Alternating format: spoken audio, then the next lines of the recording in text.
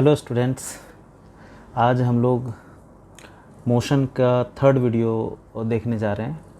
इसमें मैं mainly cover करने जा रहा हूँ कुछ बहुत ही शानदार न्यूमेरिकल्स।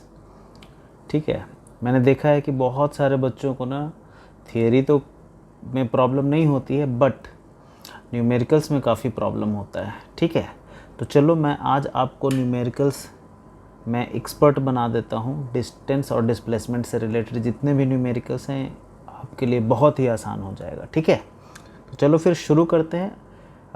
अगर आपने मोशन का फर्स्ट और सेकंड वीडियो नहीं देखा है तो आई विल रिक्वेस्ट कि पहले आप वो दोनों वीडियो देख लो, सो दैट ये वीडियो आपको काफ़ी अच्छे से समझ में आए। ठीक है, मैं उसका लिंक डिस्क्रिप्शन में दे दूँगा, या आप सीधा योर देसी गुरुजी चैनल पे जा कर के उसे सर्च करके देख सकते हैं। ठीक है, चलो लेट्स स्टार्ट। हाँ, तो आज हम लोग जो टॉपिक कवर कर रहे हैं इसमें वो दो चीज़ें हम लोग देखेंगे। एक तो difference between distance and displacement.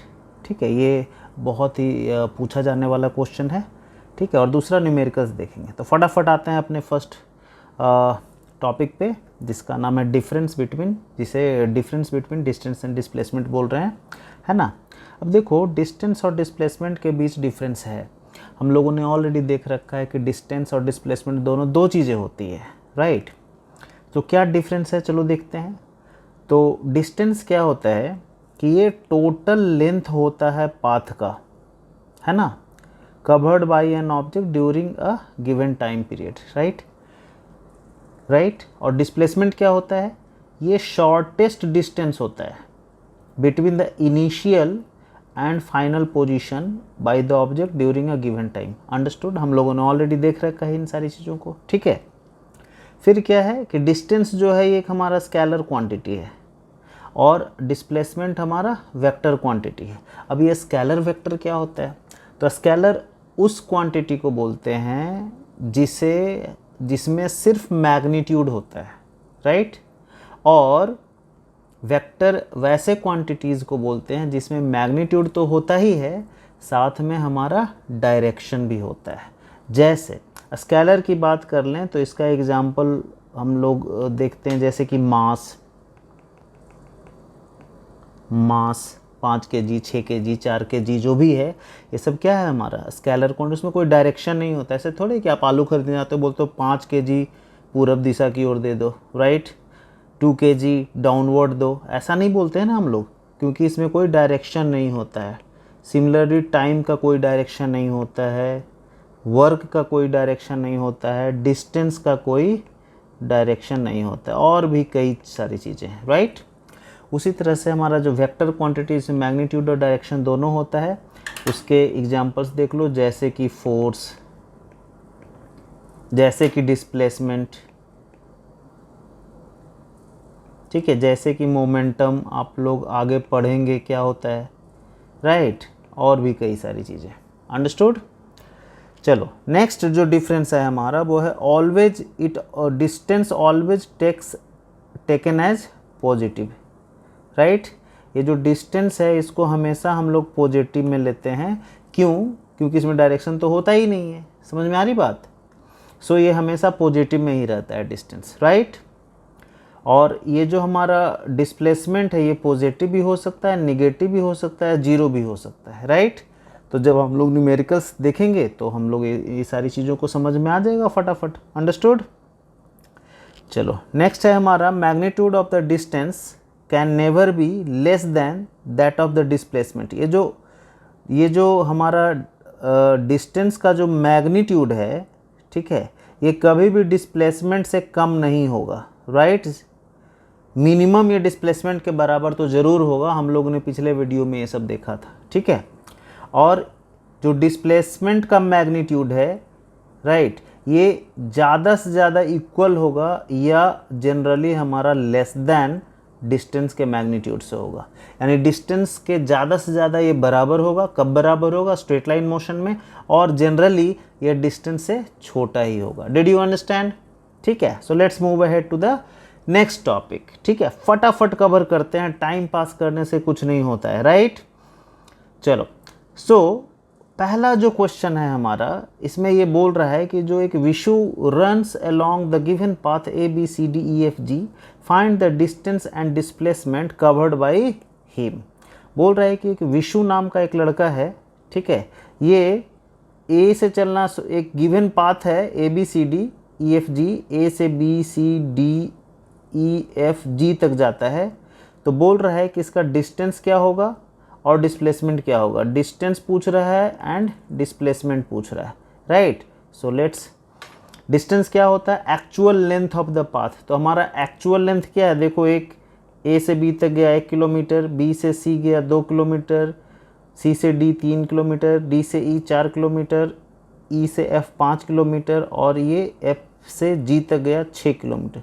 So total हमारा ये जो डिस्टेंस कवर हो गया 1 2 3 4 5 6 किलोमीटर, राइट। तो हम लोग क्या लिख देंगे, डिस्टेंस कितना कवर कर रहा है, तो अच्छे से लिखेंगे डिस्टेंस कवर्ड बाय विशु, नाम है तो वी कैपिटल होगा, विशु कितना हो गया ये, इस टोटल क्या बोलेंगे, ये किसके बराबर होगा, total length of the path, total length of the path, ये कितना हो रहा है, टोटल 6 किलोमीटर।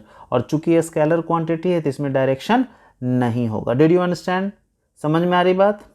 चलो, डिस्टेंस तो हमारा निकल गया, लेट्स फाइंड आउट डिस्प्लेसमेंट। अब डिस्प्लेसमेंट कितना होगा, डिस्प्लेसमेंट क्या बोलते हैं, it is the shortest distance between the initial and the final point, right. तो इनिशियल पॉइंट हमारा ये है और फाइनल पॉइंट ये है, इसके बीच जो शॉर्टेस्ट डिस्टेंस है ये क्या है, हमारा स्ट्रेट लाइन डिस्टेंस ही शॉर्टेस्ट डिस्टेंस होगा ना भाई। ये कितना होगा हमारा, देखो यहाँ से दिख रहा है आपको, ए से लेकर जी तक ये कितना है हमारा 3 किलोमीटर। देयरफॉर ये जो डिस्प्लेसमेंट होगा हमारा विशु के द्वारा वो कितना होगा, 3 किलोमीटर, और इसका डायरेक्शन होगा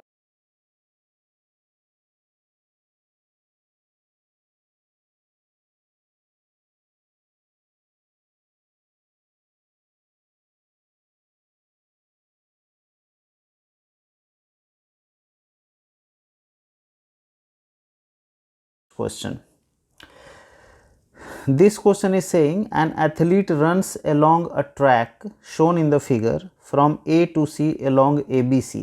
एक एथलीट है जो A से C तक जाता है ना, A से C तक जाता है, A से C तक जाता है, लेकिन ये B से C तक होता हुआ जाता है, राइट। B से, ये पहले B से C जाता है, A से B जाता है और फिर B से C जाता है। डिड यू अंडरस्टैंड, यानी इसका डायरेक्शन कैसा रहता है हमारा, किस A से B और B से C, अंडरस्टूड। तो पूछ क्या रहा है, find the distance covered and also his displacement. तो हमसे दो चीज़ें पूछ रही है, एक तो डिस्टेंस कितना कवर किया और उसका डिस्प्लेसमेंट क्या है, राइट, ठीक है। तो distance is the actual length of the path, so distance कितना हो जाएगा, डिस्टेंस हो जाएगा हमारा 3 किलोमीटर A से B और B से C 5 किलोमीटर। सो 3 प्लस क्या बोल देंगे 5 kilometre, that is 8 kilometre, understood. और डिस्प्लेसमेंट क्या होता है, इनिशियल और फाइनल पॉइंट्स के बीच का शॉर्टेस्ट डिस्टेंस। तो इनिशियल और फाइनल पोजीशन के बीच का शॉर्टेस्ट डिस्टेंस क्या होगा, A से C की तरफ, अंडरस्टूड। और ये कितना दिया हुआ है हमारा, this is given 4 kilometre, right. So displacement would be 4 kilometre towards C, right, from A, understood। these are the answers, understood or not, ठीक है। चलो, सो क्वेश्चन नंबर 3 पे आते हैं। A woman leaves her house at 6:30 AM, right, for morning walk and returns at 7:15 AM. Find her distance and displacement covered in this time. Question बोल रहा है कि एक औरत है जो सुबह 6:30 AM 6:30 बजे वो घर से निकलती है मॉर्निंग वॉक के लिए, ठीक है, और वो लौट के आती है 7:15 AM को, राइट, यानी 45 मिनट्स में वो लौट आती है, ठीक है। पौना 1 घंटा में वो लौट आती है। Find her distance and displacement covered in this time. तो हमसे पूछ रहा है कि उसका डिस्टेंस क्या कवर किया उसने और डिस्प्लेसमेंट क्या कवर किया। ठीक है, तो बहुत आसान है यार। देखो डिस्टेंस क्या होता है, actual length of the path, but ऐसा कुछ इन्फॉर्मेशन दिया ही हुआ नहीं है कि वो सर्कुलर पाथ में जाके अपना मॉर्निंग वॉक की, गार्डन में की, रोड पे की, कहाँ वो मॉर्निंग वॉक के लिए गई थी, कुछ दिया ही हुआ नहीं है। राइट, कितना डिस्टेंस कवर किया, पाथ का लंबाई वगैरह कुछ नहीं दिया है, तो हम कैलकुलेट कर ही नहीं सकते। अंडरस्टूड? ठीक है, तो क्या बोलेंगे, data not given. Right, data not given. Now what about this displacement? Displacement के लिए डेटा दिया है क्या? बोलेंगे सर डिस्प्लेसमेंट के लिए भी तो कहाँ कुछ बता रहा है, लेंथ ऑफ द पाथ वगैरह ऐसा कुछ तो दिया नहीं है ना। लेकिन एक चीज़ यहाँ पे दिया है, अगर आप ध्यान से देखो, रिटर्न्स। रिटर्न्स का क्या मतलब, वो वापस लौट के घर ही आ जाती है, यानी घर से चलना शुरू किया। राइट, घर से चलना शुरू किया और घूम घाम के कहाँ आ गई, फिर घर पे ही आ गई। अंडरस्टूड और नॉट? समझ में आई बात या नहीं आई?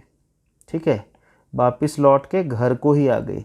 तो भले पाथ के बारे में नहीं कुछ बोल रहा है, लेकिन इसलिए डिस्टेंस नहीं निकाल सकते हैं, बट डिस्प्लेसमेंट तो हम ज़रूर बता सकते हैं, है कि नहीं? क्योंकि जहाँ से चला था इनिशियल और final point both are same.